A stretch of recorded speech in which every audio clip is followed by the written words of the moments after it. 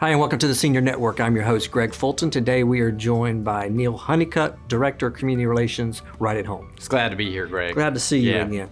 Well, we talked about a little bit for the show, and we talk about this every year, but it's a big topic. The holidays are around the corner. So tell Already. us, yeah, I know. How does that affect your world with Right at Home? It's very interesting. Okay. It's good and bad. You know, that there's a lot of positives. So in one sense, we as caregivers, when we're working in the homes with families, we want to make sure that the seniors are doing some positive things, especially right now. Exactly. You know, with the last 7-8 months we've been in, just the whole year of 2020 has been very challenging for everybody, needless to say. And so this year especially, what I think we're trying to push with our caregivers is, looking at fall activities leading into the holidays. How can we stimulate the seniors both physically and mentally? Taking walks outside. Right now, we live in a beautiful place where, it's not snow and ice we're looking at. We're looking at maybe 80-degree weather, 75-degree weather, but it's also better than summertime where the heat and humidity force people to stay inside. Let's take walks outside. Let's do some fall decorations. But we're of course helping them do that. When you say we, you mean the caregivers? Exactly, coming in, assisting them with maybe coming up with ideas of, maybe their favorite things to bake. Maybe they want us because they're looking at family coming in for Thanksgiving and then Christmas. There's something else that I always want caregivers to do with our families too, is stimulating their brain a little bit more with the fall themed like puzzles and coloring books and those types of things. It's been found they're stress busters. They really do a good job. You see these a lot in assisted livings. They'll do a lot of crafting, coloring, and it sounds like, wait a minute, why are we crafting and coloring? I'm 80 years old. It actually helps. We just had a guest talking that same subject. It really does assist. The other thing we find a lot of times in the fall is families are coming to visit more often. And that's good for families. I mean, like over the holiday time? That's right. Thanksgiving, Christmas. Sometimes they come and they stay for longer periods of time.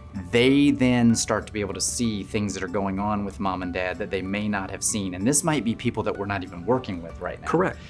They identify, wow, mom and dad said on the phone they were doing great.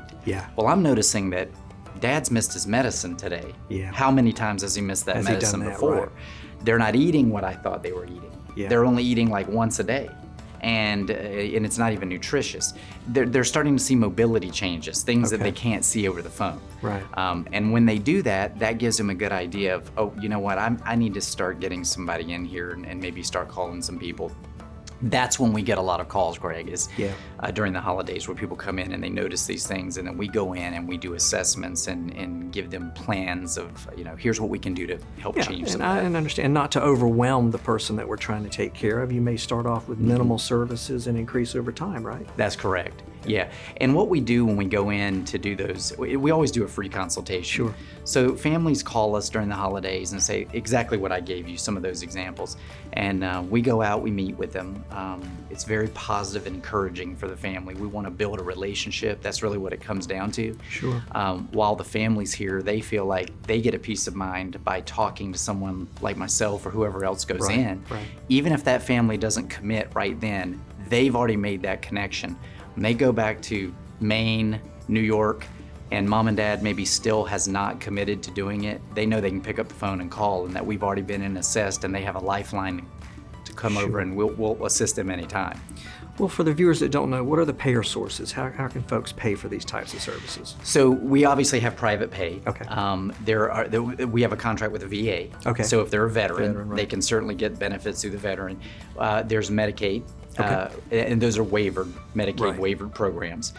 We're a part of a couple of those programs. And then there's also long-term care insurance, which a lot of people have. And compared to when I was here 14 years ago, by the way, I've been here almost 14 years. When I started, you might have had maybe less than 10% of people that were using policies for long-term care. Now you might get in there 30, 40, 50% sometimes. They don't even realize they have it sometimes. And that's something you help them walk through and figure it out, right? That's correct. They'll think, well, I may have this policy. I'm not really sure. We sit down and talk about it. We'll get the policy out, actually, and look through it. And if we need to make a phone call together, I'll walk them through that. Awesome. Neil, always great information. Thank you so much. Stay with us. More to come here on the Senior Network.